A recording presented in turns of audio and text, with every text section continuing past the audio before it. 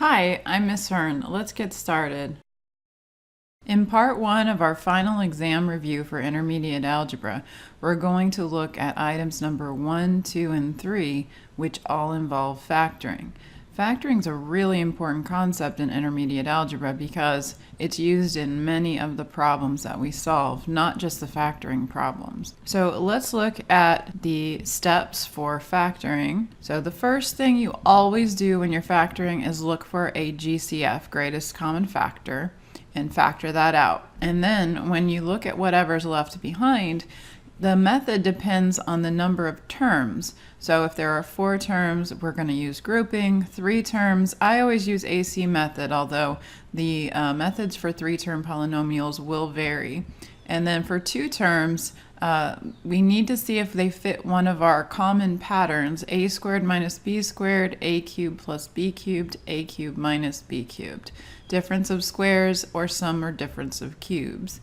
And then lastly, you always want to remember to factor completely. It's possible that after you factor once, you can factor some more. By the way, a couple of important vocabulary words. Difference of squares refers to this situation here where you have one term squared minus another term squared. That always factors into what are called conjugates, which are the same 2 terms like a and b, but with the opposite sign in the middle. That pattern comes up a lot, so it's really important that you know it. The a cubed plus b cubed and a cubed minus b cubed come up pretty frequently too, so you do need to memorize those formulas as well. So let's look at the problems that we have on our final exam review. First, we're going to look at 3x squared minus 19x minus 14.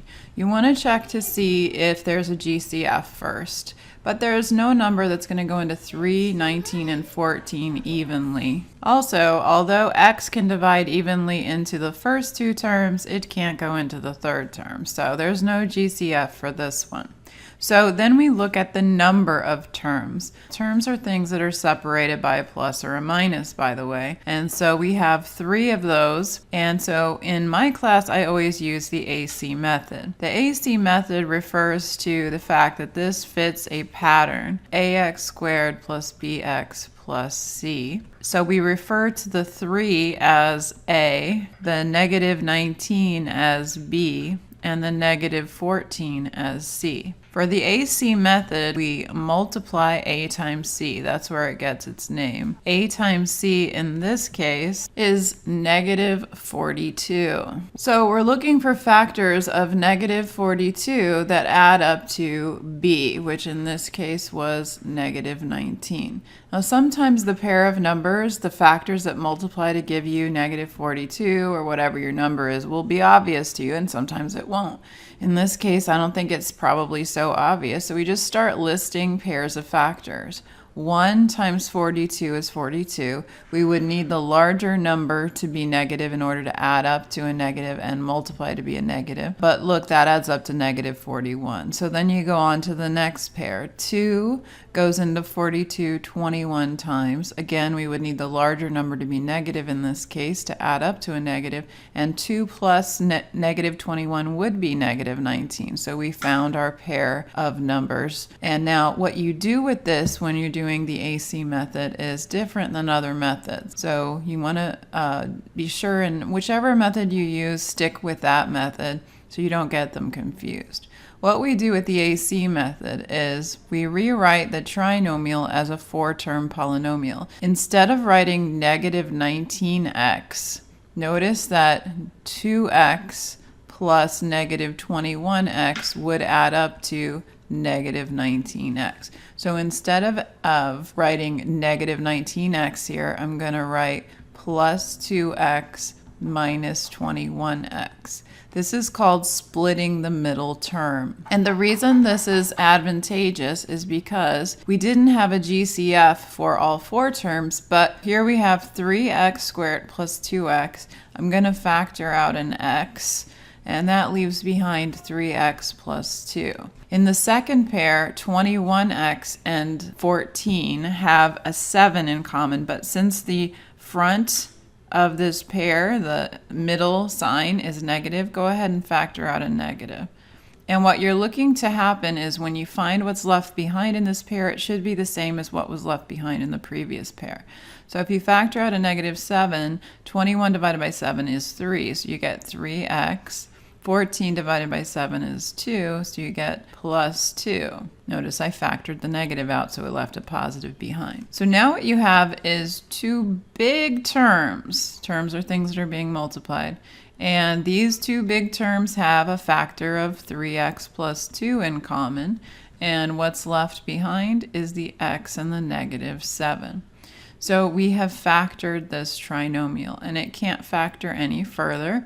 I know this because the factors are linear, meaning there's no x squared or x cubed, and there's no GCF. All right, item number 2 from the review is a 4-term polynomial. We start by looking for a GCF. Is there anything in common to all 4 of the terms? 2rs, 3rst, -8r, and -12rt all have an r in common.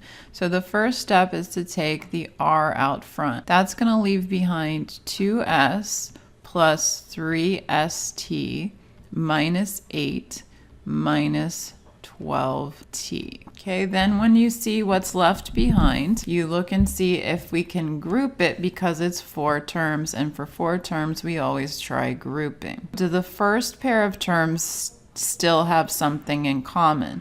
And the answer there is yes. We still have an s in common here. So the first pair of terms would factor into s times 2 plus 3t. And then you look at the second pair of terms. Do they still have something in common? And by the way, since the first of the two is a negative, factor out a negative. So we would factor out a -4 because 4 is the largest number that goes into 8 and 12 evenly. And what's left behind? Well, -8 divided by -4 is 2. -12 divided by -4 is +3. And then we still have the t. So notice that, by the way, I'm going to write the r up front here so I don't forget it.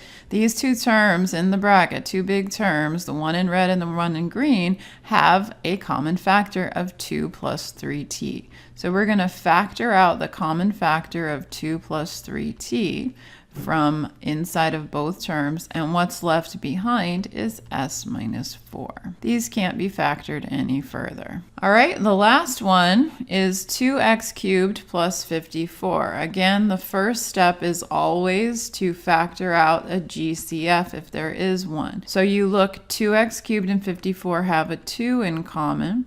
And let's see what's left behind. What's left behind is x cubed plus 27. And now you look to see if that can factor further. You count the number of terms. There are 2 terms. If it's 2 terms, then it has to fit one of the 3 patterns, or otherwise we can't factor it. So we want to check to see if this fits a difference of squares, a sum of cubes, or a difference of cubes. X is being cubed, so it's either a sum or a difference of cubes. We have a plus, so then the only possibility is if it's a sum of cubes. And we need to know that 27 is also a cube. If you're not real comfortable with perfect cubes, just start listing out 1 cubed is 1, 2 cubed is 2 times 2 times 2, which is 8.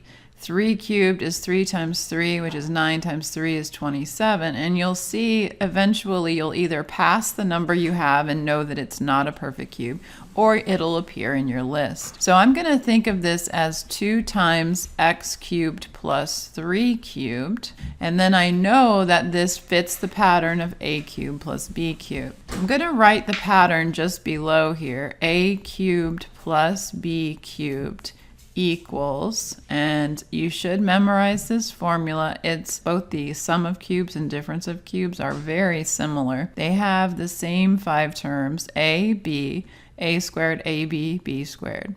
And to remember the signs, there's a mnemonic device called SOAP. Same, opposite, always positive.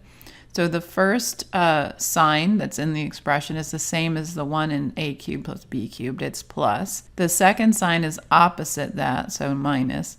And the third sign is always positive. Also, a good idea when you sit down for the final exam, do what's called a brain dump. Take your scratch paper and write down all the formulas you can remember right off the bat. And that way you can refer to it as you go through your test. So let's look here. We have 2 times x cubed plus 3 cubed. The 2 is going to still remain. And we're going to use this factoring formula with a is going to be replaced with x and b is going to be replaced with 3. So anywhere I have an a, I'm going to put an x. So x plus, anywhere I have a b, I put a 3. X plus 3.